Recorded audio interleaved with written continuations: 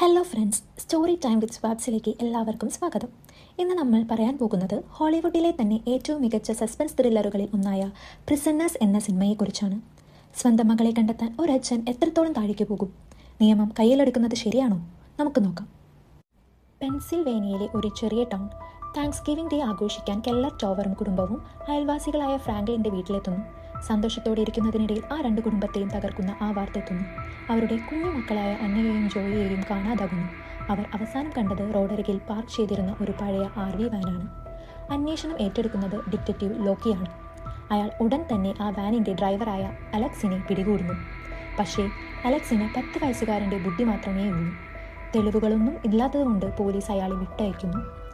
Alex ആണ് തൻ്റെ മക്കളെ തട്ടിക്കൊണ്ടുപോയതെന്ന് കെല്ലർ ഉറച്ചു വിശ്വസിക്കുന്നു. പോലീസിൽ വിശ്വാസം നഷ്ടപ്പെട്ട കെല്ലർ അലക്സിനെ തട്ടിക്കൊണ്ടുപോയി ഒരു പഴയ കെട്ടിടത്തിൽ പൂട്ടിയിടുന്നു. സത്യം പറയാനായി ക്രൂരമായ രീതിയിൽ അയാൾ അലക്സിനെ പീഡിപ്പിക്കാൻ തുടങ്ങുന്നു. ഒരു വശത്ത് കെല്ലറിൻ്റെ ഈ നിയമവിരുദ്ധമായ പീഡനം നടക്കുമ്പോൾ മറുവശത്ത് ഡിറ്റക്റ്റീവ് ലോക്കി ഓരോ തെളിവുകൾ വെച്ച് നിഗൂഢമായ ചില കേസുകളിലേക്ക് എത്തുന്നു. പ്രത്യേകിച്ച് ഒരു ശവത്തിൻ്റെ കഴുത്തിലുള്ള മേസ് ലോക്കറ്റ്. അന്വേഷണം ഒടുവിൽ ചെന്നെത്തുന്നത് അലക്സിൻ്റെ അപ്പച്ചി ഹോളിയുടെ വീട്ടിലാണ്. അവിടെ കെല്ലർ സത്യം തിരിച്ചറിയുന്നു. പക്ഷേ അത് വളരെ വൈകിപ്പോയിരുന്നു. ഹോളിയാണ് യഥാർത്ഥ വില്ലൻ.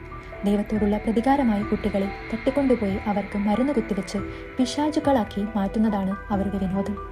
കെല്ലറെ അവർ ഒരു കുഴിയിൽ തള്ളുന്നു. ലോക്കി കൃത്യസമയത്തെത്തി കുട്ടികളെ രക്ഷിക്കുന്നുണ്ടെങ്കിലും കെല്ലറെ കണ്ടെത്താൻ ആർക്കും സാധിക്കുന്നില്ല. സിനിമ അവസാനിക്കുന്നത് ആ മണ്ണടിഞ്ഞ കുഴിക്കുള്ളിൽ നിന്ന് കെല്ലർ ഒരു വിസിൽ ഊതുന്ന ശബ്ദം ലോക്കി കേൾക്കുന്നിടത്താണ്. അയാൾ അത് തിരിച്ചറിയുമോ, അതോ കെല്ലർ അവിടെ തന്നെ തീരുമോ? ആ ചോദ്യം പ്രേക്ഷകർക്ക് വിട്ടുതന്നുകൊണ്ടാണ് സിനിമ അവസാനിക്കുന്നത്. നിങ്ങൾക്ക് ഈ കഥ എങ്ങനെ തോന്നി? അടുത്തത് ഏത് സിനിമയുടെ കഥയാണ് നിങ്ങൾക്ക് വേണ്ടത്?